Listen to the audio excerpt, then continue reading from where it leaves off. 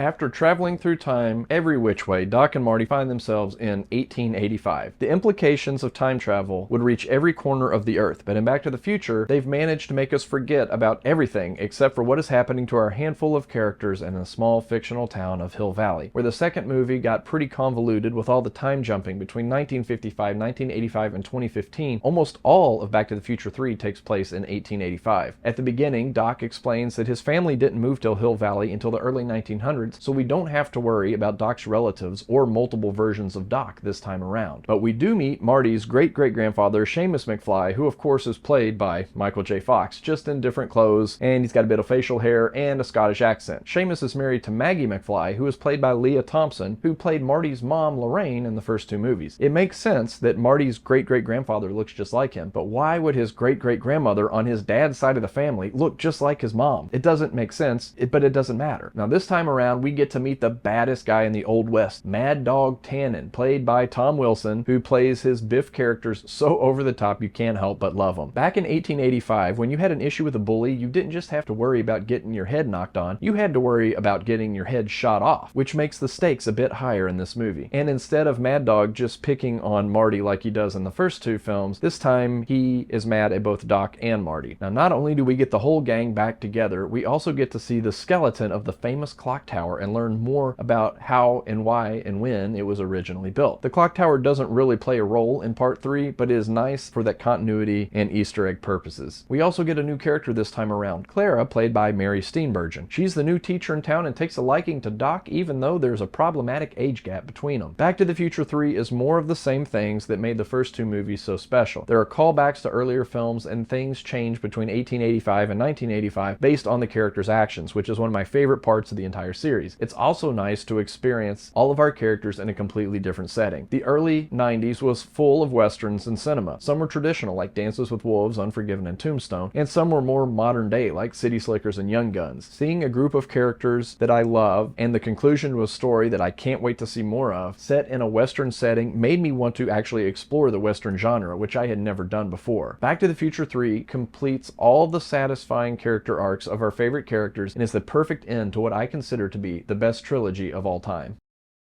Being the only car at the drive-in, really long guns, green manure, model train sets, inventing refrigeration, arrows in your gas tank,